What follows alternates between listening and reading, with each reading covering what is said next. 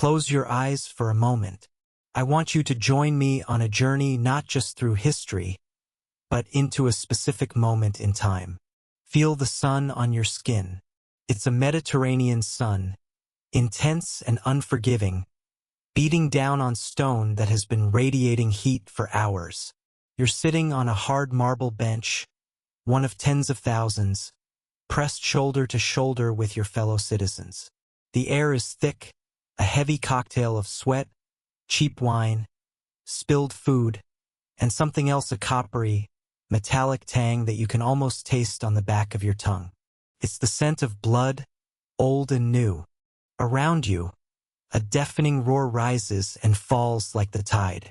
This is the sound of 50,000 people, a human ocean of emotion, all focused on one single point, the bright, sun-drenched oval of sand below. This is the Flavian Amphitheater. You and history will know it as the Colosseum.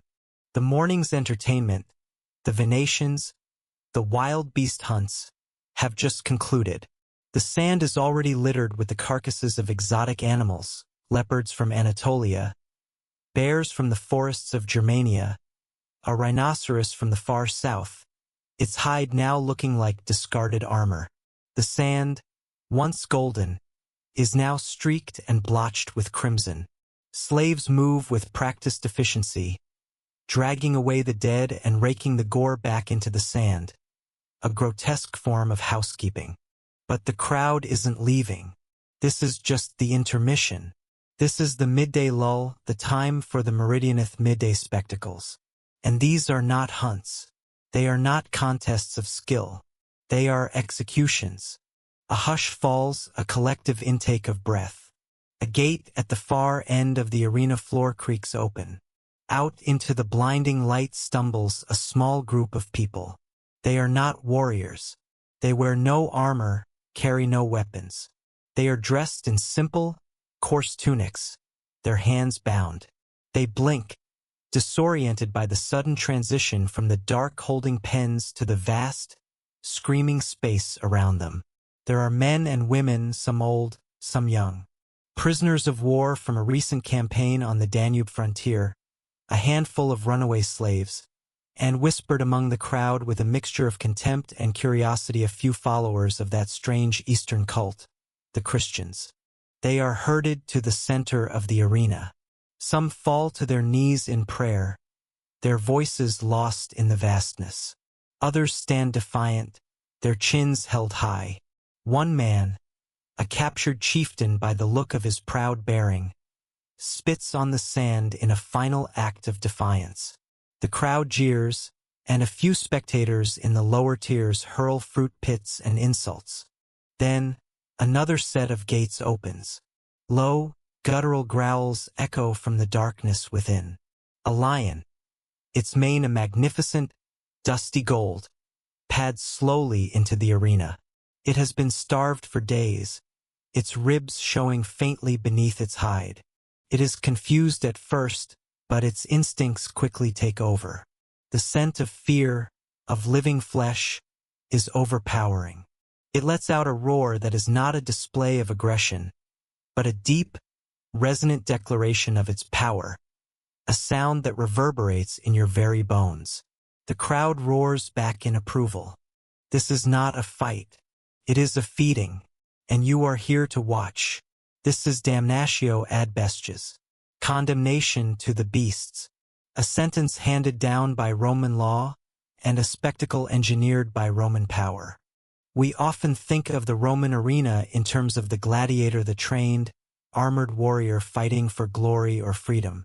But the bloody heart of the Colosseum, the raw, unfiltered expression of its purpose, was arguably this: the public, ritualized destruction of a human being by a wild animal.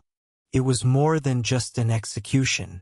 It was a carefully constructed piece of political theater, a brutal sermon on the omnipotence of the Roman Empire, and a terrifying psychological exercise that turned the act of dying into the ultimate form of mass entertainment. Today, we journey into this dark history. We will strip away the myths of Hollywood gladiators and look into the abyss of one of history's most chilling forms of public punishment. We will ask not just what happened on that red sand, but why. Why would a society, one that gave us law, architecture, and philosophy, not only condone this but celebrate it? What message was being sent when a man was torn apart by a lion in front of 50,000 cheering spectators? This is the story of Damnatio ad Bestias, a story that reveals the terrifying logic behind the spectacle and the profound ways in which power can be performed, not just with armies and laws, but with blood and sand in the heart of a Roman arena. It is a journey into a corner of our collective past that is as horrifying as it is deeply, uncomfortably human. To truly understand Damnatio ad Bestias, we must first understand that it was not some chaotic, barbaric free-for-all. It was a highly codified, legally sanctioned, and ritually significant part of the Roman justice system. This wasn't mob violence. This was state-sanctioned terror, delivered with the pomp and circumstance of a religious festival. The roots of this practice are murky, but they don't seem to be originally Roman. Some historians point to the ancient Near East or to Carthage, Rome's great rival in the Punic Wars, where child sacrifice and throwing criminals to beasts may have been practiced. But the Romans, ever the masters of cultural appropriation and refinement, took this seed of an idea and cultivated it into something uniquely their own. The first recorded instance in Rome itself feels almost military in its logic. In 167 BCE, the general Lucius Aemilius Paulus, after his victory in Macedonia, had non-Roman deserters from his army trampled by elephants. This was a punishment for military insubordination, a brutal deterrent meant for soldiers. It wasn't yet public entertainment, but the line between a military display of power and a civic one was thin in Rome, and it was a line that would soon be erased entirely. Over the next century, as Rome's empire swelled, so did its appetite for spectacle. The Republic's powerful generals, men like Pompey and Julius Caesar, staged increasingly lavish games, or munera, to win the favor of the people. These games included the beast hunts, the venations, which showcased the exotic fauna from the lands Rome had conquered. It was a living, breathing map of the empire's reach. Lions from Africa, tigers from the Parthian frontier, bears from Caledonia, crocodiles from the Nile, all brought to Rome to be slaughtered, proving that Rome could dominate not just foreign armies, but nature itself. It was a small, grimly logical step to combine the two ideas, the execution of criminals and the spectacle of the beast hunt. Why waste a good lion on a deer when you could use it to dispose of an enemy of the state? The first large-scale, public use of Damnatio ad Bestias for civic entertainment is often credited to the first emperor, Augustus. He boasted of having 3,500 African animals killed in the arena during his reign. Many of those animals were not just hunted, they were executioners. Under the empire, this form of punishment became formalized. And here we must talk about a crucial aspect of Roman society: its deeply ingrained class structure. Roman law was not blind. It saw class very clearly. The population was broadly divided into two groups: the honestiores, or the more honorable ones, and the humiliores, the more humble ones.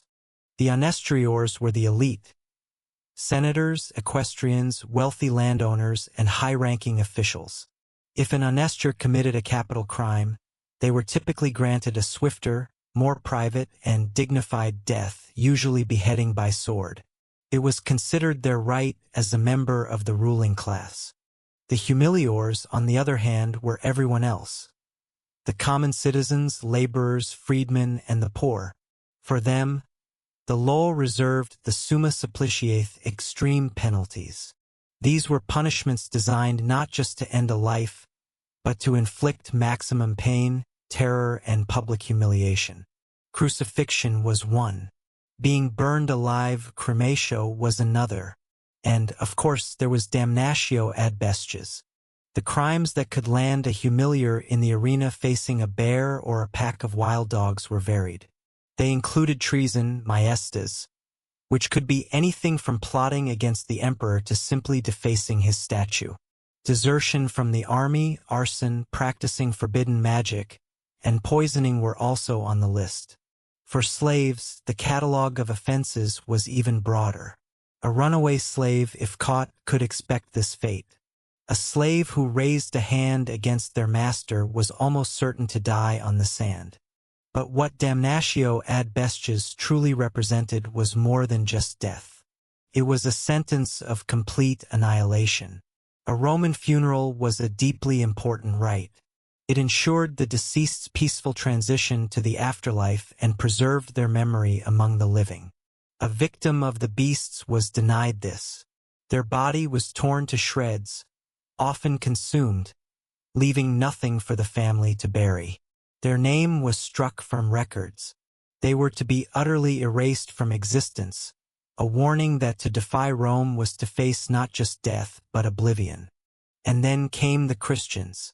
In the first few centuries of the Common Era, this new religion posed a unique problem for the Roman state. Christians refused to participate in the state cults, to offer sacrifices to the Roman gods or to the divine spirit of the emperor. To a Roman, this wasn't a matter of private belief. It was an act of public insubordination and atheism. It was seen as a rejection of the Pax Deorum, the peace of the gods, which was believed to guarantee the empire's stability and prosperity. Their refusal was, in essence, treason. And so, Christians became one of the most famous groups of victims of damnatio ad bestias. The Emperor Nero famously blamed them for the Great Fire of Rome in 64 CE and, according to the historian Tacitus, had them torn by dogs and perished, or were nailed to crosses, or were doomed to the flames and burnt, to serve as a nightly illumination when daylight had expired. Later, under emperors like Domitian, Trajan, and Diocletian, periodic persecutions saw countless Christians herded into arenas across the empire. The process of the execution itself was meticulously planned for maximum theatrical effect.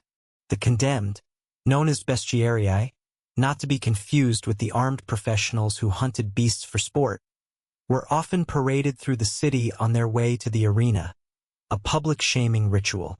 Once inside, the methods varied. Sometimes they were tied to stakes or posts.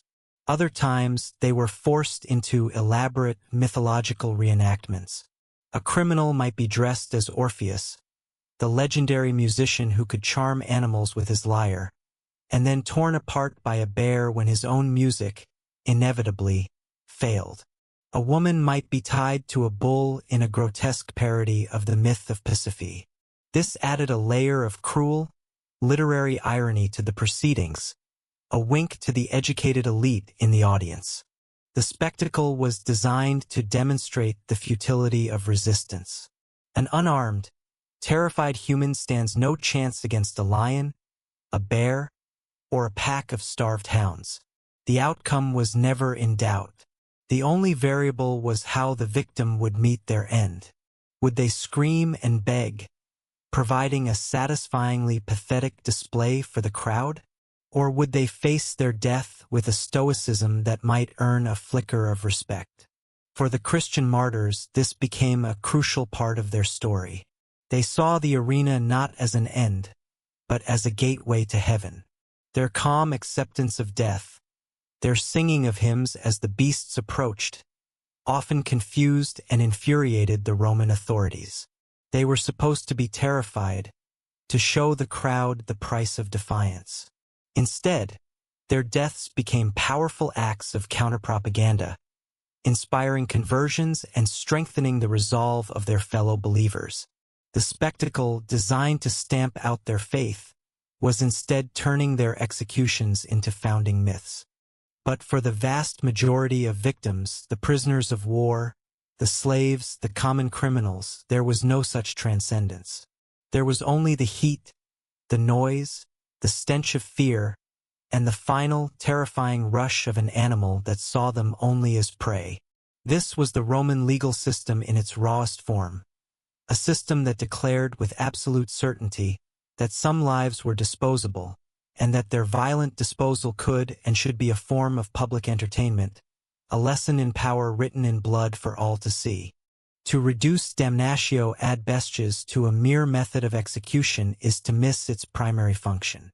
At its core, this brutal spectacle was a masterclass in propaganda, a recurring, empire-wide broadcast designed to reinforce one single, undeniable message: the absolute and unassailable power of Rome and its emperor. Let's go back to the arena. You are in your seat watching this unfold. What are you actually seeing? You are seeing a perfect, violent allegory for the Roman world order. First, there is the display of imperial reach. The animals themselves were a testament to the empire's vastness. A lion from conquered North Africa, a tiger traded from the distant Parthian Empire, a bear dragged from the forests of Germania, a crocodile from the newly annexed province of Egypt. Each exotic creature roaring onto the sand was a living trophy, a symbol of a land and a people brought under Roman dominion. The logistics of capturing, transporting, and maintaining thousands of these dangerous animals was a monumental feat in itself, a demonstration of the state's incredible wealth, organization, and engineering prowess. Just getting the animals to the arena was an act of power. Second, there is the victim. The condemned individual, stripped and helpless, represents the antithesis of the Roman ideal. They are the captured enemy, the rebellious slave, the traitor, the religious deviant. They are the chaos that threatens the Roman order, the barbarian at the gate, the cancer within the city. They represent everything that Rome has conquered and must continue to suppress. By placing this symbol of disorder on the sand, the state is physically enacting its role as the guardian of civilization. And third, there is the act of destruction itself. When the beast, a symbol of the wild, untamed world, destroys the criminal, a symbol of social and political chaos, it's done under the watchful eye of the Roman state, orchestrated for the pleasure of the Roman people. The message is multi-layered and brilliant in its brutality. It says, "We, Rome, have conquered the wildest parts of the world, and we can unleash that wildness at will. We, Rome, define who is human and who is not, who belongs and who must be purged. And we, Rome, have the power to turn your complete and utter annihilation into a day's entertainment for our citizens." The emperor was the producer of this grand theater.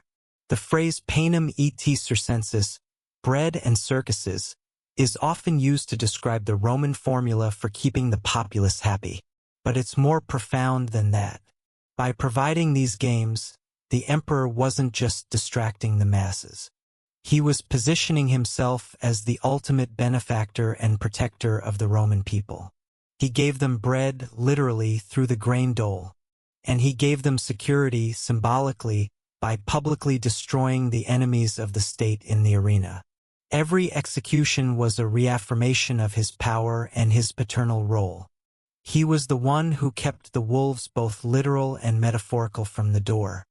Different emperors used this tool in different ways. The megalomaniac Emperor Commodus, famously depicted in the film Gladiator, loved to enter the arena himself. While he mostly fought gladiators in heavily rigged contests or shot animals from a safe platform, his very presence on the sand blurred the lines between god, emperor, and entertainer. He was performing his own power in the most direct way imaginable. The Emperor Trajan, after his conquest of Dacia, modern-day Romania, staged the most extravagant games in Roman history in 107 CE. Over 123 days, some 11,000 animals were killed and 10,000 gladiators fought.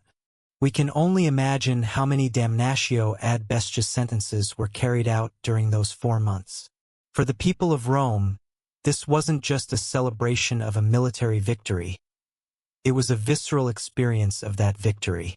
The captured Dacian prisoners dying in the arena were a continuation of the war, a final, ritualized cleansing of the enemy. The spectacle brought the distant frontier right into the heart of the capital and made every citizen a participant in the imperial project. This form of propaganda was also incredibly effective because it was democratic in its reach. A senator in the front row and a poor artisan in the nosebleed seats saw the same show. They shared the same experience.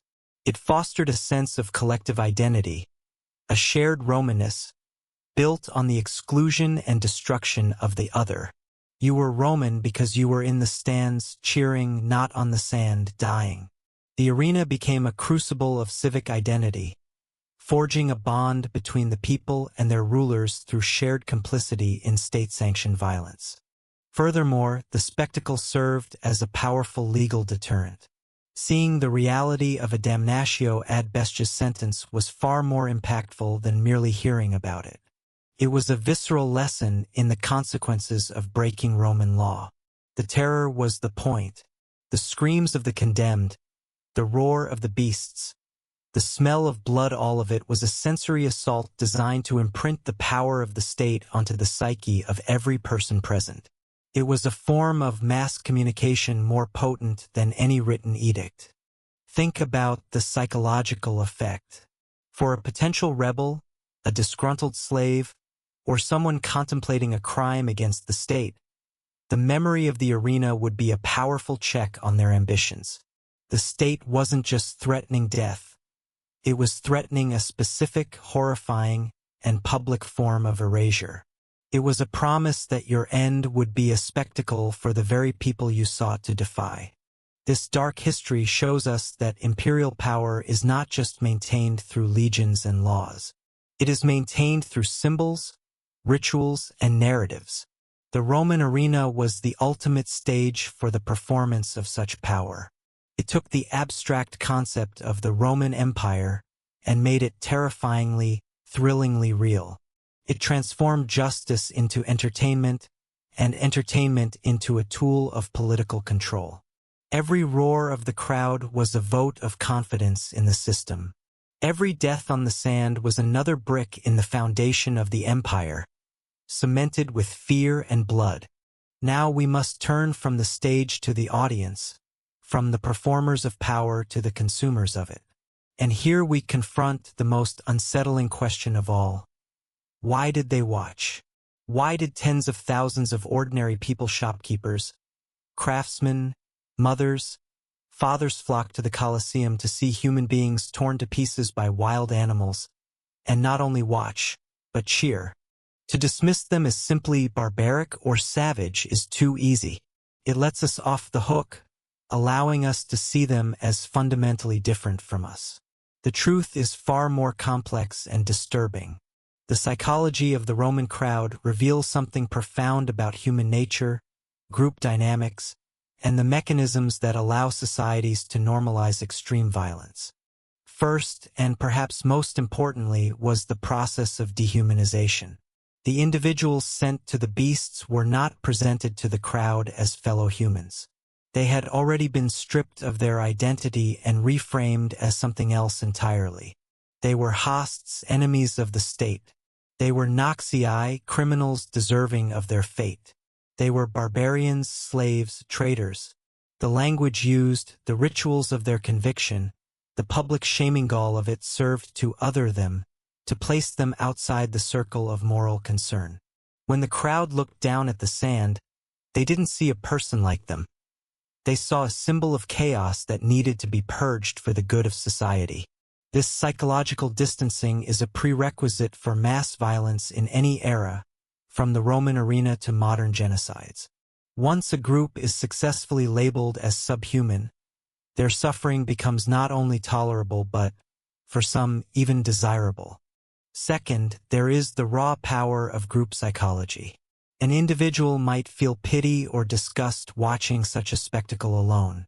But as part of a crowd of 50,000, individual identity begins to dissolve. You are swept up in a wave of collective emotion, the anticipation, the fear, the bloodlust, the final cathartic release. The roar of the crowd becomes your roar. Their excitement becomes your excitement. This phenomenon, sometimes called de-individuation, is well known to modern psychology. In a mob, personal responsibility diffuses. The group acts as one, and the moral calculus of the individual is suspended. The arena was a masterfully engineered environment for creating this state. The sheer scale of the architecture, the acoustics designed to amplify the noise, the shared focus on a single, dramatic event, it was all designed to meld thousands of individuals into a single, roaring entity. Third, we must consider the Roman worldview itself. Their concepts of cruelty, crudelitas, and justice were different from ours. While they valued clemency, clementia, in a victor, they also believed that justice demanded a harsh and visible retribution for certain crimes. The extreme punishment was seen as a necessary balancing of the scales. Furthermore, they had a deep cultural appreciation for virtus courage, manliness, and excellence in the face of adversity. How a person died mattered. A victim who screamed, begged, and cried was seen as pathetic, their death confirming their lowly status. But a victim who faced the beasts with courage and defiance, like the chieftain who spat on the sand, or the Christian martyrs who sang hymns, could elicit a complex reaction. While the crowd still approved of the execution, they might grant a grudging respect to the victim's good death. This focus on the performance of dying added another layer to the spectacle. It wasn't just about the kill. It was about the drama of the final moments. And, of course, there was the simple, brutal fact of desensitization. For a Roman citizen, violence was a part of life. War was nearly constant on the frontiers. The state regularly displayed its power through brutal means. Public executions were common. The games themselves, with their daily diet of animal and human death, would have normalized what seems shocking to us. Just as a modern person can become desensitized to violence in movies or video games, a Roman would have grown up with the spectacle of the arena as a normal part of their cultural landscape. The first time might be shocking. The 100th time, it's just what happens at the midday show. However, it is crucial to remember that not everyone in the Roman world was a fan. We have voices of dissent that have survived through the ages, reminding us that there was a moral debate happening even then. The most eloquent of these voices belongs to the Stoic philosopher Seneca the Younger. In one of his letters, he describes his disgust after accidentally attending the midday executions. He writes, "I chanced to stop in at a midday show, hoping for a little wit and humor, some relaxation to rest men's eyes from the sight of human blood. I was wrong. Whatever fighting there was before was comparative mercy. Now all the trifling is put aside and it is pure murder. The men have no defensive armor. They are exposed to blows at all points, and no one ever strikes in vain. In the morning they throw men to the lions and the bears. At noon, they throw them to the spectators. The crowd demands that the slayer be thrown to those who in turn will slay him, and they detain the victor for another slaughter. The outcome for the combatants is death. The fight is waged with sword and fire. This goes on while the arena is empty. But he was a highway robber. So what? He killed a man. Because he killed, he deserved to suffer this. But what have you done, you wretch, to deserve to watch it? Kill him. Lash him. Burn him. Why does he run at the sword so timidly? Why is he so reluctant to die? The whip forces them on to the wounds. Let them meet the blows with bare and open chests. There is an intermission in the show. Let's have some throats cut in the meantime, so that there's still something going on." Seneca's words are a powerful indictment. He cuts right through the justifications. He sees the crowd not as righteous participants in justice, but as bloodthirsty voyeurs. He points out the moral corrosion that affects not just the condemned, but the spectators themselves. He is asking the fundamental question: what does it do to a society when its citizens demand murder as a form of entertainment? Seneca's was likely a minority opinion, the view of a philosophical elite. But it proves that the Romans were not a monolith. They were capable of profound moral reflection even as their society embraced such public brutality. The psychology of the crowd is a story of dehumanization, mob mentality, and cultural conditioning. But it's also a story that contains within it the seeds of its own critique. The roar of the crowd was deafening. But if you listen closely, you can still hear the quiet voice of a philosopher asking, "What have you done to deserve to watch this?" It's a question that still echoes from the ruins of the Colosseum, a question we should still be asking ourselves about the nature of our own entertainment and our own capacity for cruelty. Every spectacle, no matter how grand, eventually comes to an end. The curtain falls, the crowds go home, and the arena is left to the ghosts and the silence. The era of damnatio ad bestias, which had defined Roman imperial power for centuries, did not last forever. Its decline and eventual disappearance was not the result of a single event, but a slow, complex process driven by the very forces the spectacle sought to control. The most significant factor in the downfall of this particular form of public punishment was, ironically, the rise of one of its most prominent groups of victims, the Christians. The Roman state had thrown Christians to the lions to make an example of them, to demonstrate their powerlessness and to stamp out their impious faith. But the strategy backfired spectacularly. As we touched upon, Christian martyrs, schooled in a theology that promised eternal life for those who died for their faith, refused to play their assigned role. They did not beg or scream. They prayed, they sang, and they faced death with a serenity that was both unnerving and, to some, inspiring. The arena, intended as a stage for Roman power, was transformed by them into a stage for Christian faith. The victim became the victor. The execution became a martyrdom, a testament. Tertullian, an early Christian author, famously wrote, "The blood of the martyrs is the seed of the church." He was right. Every public execution created a powerful new story, a new saint for a growing religion. The spectacle was meant to terrify people away from Christianity. Instead, it became one of its most potent recruiting tools. When the Emperor Constantine converted to Christianity in the early 4th century, the ideological foundation of the empire shifted forever. In 325 CE, he issued an edict that effectively ended damnatio ad bestias as a legal punishment. He argued that criminals should be sent to the mines instead, so that in the very suffering of their punishment they may make some contribution to the public good. The logic was both practical and theological. The state still needed to punish criminals, but the gratuitous, spectacular violence of the arena was no longer compatible with the values of the new Christian empire. There were also powerful economic and logistical reasons for the decline. The Roman Empire of the 4th and 5th centuries was not the powerhouse it had been under Trajan. It was beset by internal strife, economic crises, and constant pressure on its borders. The immense cost and complex organization required to capture and transport thousands of wild beasts from Africa and Asia became an unsustainable luxury. The supply lines were breaking down, and the imperial treasury was strained. The grand spectacles of the past were simply too expensive to continue. The final gladiatorial contest in the Colosseum is believed to have taken place in the early 5th century, and the last recorded beast hunts occurred about a century later. The great arenas, like the Colosseum in Rome, fell into disuse. They were quarried for their stone, turned into fortresses, housing, or simply left to crumble, their bloody history slowly covered by earth and vegetation.